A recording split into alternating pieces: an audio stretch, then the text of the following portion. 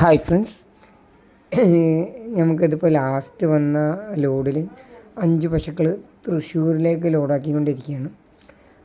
ഫ്ലോറിൽ ഫുള്ളായിട്ട് വൈക്കോളായി തീർക്കുന്നു കേട്ടോ. അത്യാവശ്യം 5ഉം പ്രസവിച്ച പശുക്കളാണ്. 5 പശുക്കളുള്ളത്. ഇതൊരു കന്നിയിലുള്ള ആദ്യ പ്രസവത്തിലുള്ള ഒരു പശുവാണ്. അത് രണ്ടാമത്തെ പ്രസവത്തിലാട്ടോ. എല്ലാം പ്രസവിച്ച തന്നെയാണ്.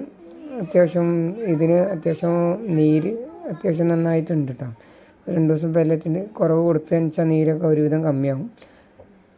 ഇതതുപോലെ തന്നെ അത്യാവശ്യം നല്ല ഹെവി സൈസിൽ രണ്ടാമത്തെ പ്രസവത്തിലുള്ള അത്യാവശ്യം നല്ല ബ്രീഡ് ക്വാളിറ്റിയിലുള്ള നല്ല കറവ് കപ്പാസിറ്റിയുള്ള പശു തന്നെയാണ് കേട്ടോ. നല്ല മഴയുള്ള ടൈമായിരുന്നു.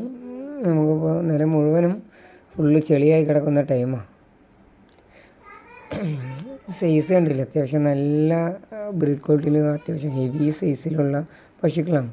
ഇപ്പോൾ ഒരു ഫ്രണ്ടിൽ 3 സ്ട്രൈറ്റിലിട്ടിട്ട് 2 ക്രോസ് ഇടാനാണ് പ്ലാൻ. ഇപ്പോൾ 3 ഫ്രീ ആയി നിൽക്കും. ബാക്കിൽ 2 ക്രോസ് ഇട്ടാലും അത്യാവശ്യം ഫ്രീ ആയിട്ട് നിന്നോളവർ. ഏച്ചർ വണ്ടി ആയത് കാരണം വലിയ പ്രശ്നമൊന്നുമില്ല. ഇത് 3ഉം രണ്ടാമത്തെ പ്രസവത്തിൽ അത്യാവശ്യം നല്ല ബ്രീഡ് ക്വാളിറ്റിയിലുള്ള പശുക്കളാട്ടോ. ഇതാണെങ്കിൽ ആദ്യ പ്രസവത്തിലുള്ളതാണ്. ഇനി ഒരെണ്ണം വരുന്നത് ഇത് രണ്ടാമത്തെ പ്രസവത്തിലുള്ള പശുവാണ് കേട്ടോ. എല്ലാം പ്രസവിച്ച പശു തന്നെയാണ്. ഇപ്പോൾ ഫാമിലോട്ടൊക്കെ ആകുമ്പോൾ അവർ കുട്ടികളെ കൊണ്ടുപോകാറില്ല മാക്സിമം. അപ്പോൾ നമ്മളിവിടെയുള്ള കർഷകർക്ക് കൊടുക്കാറ് പതിവ്. അതിന് കണക്കാക്കിയിട്ട് ചെറുതായിട്ട് അതിലൊരു ലെസ്സിങ് ചെയ്യും കുട്ടികളെ വെച്ചിട്ട്.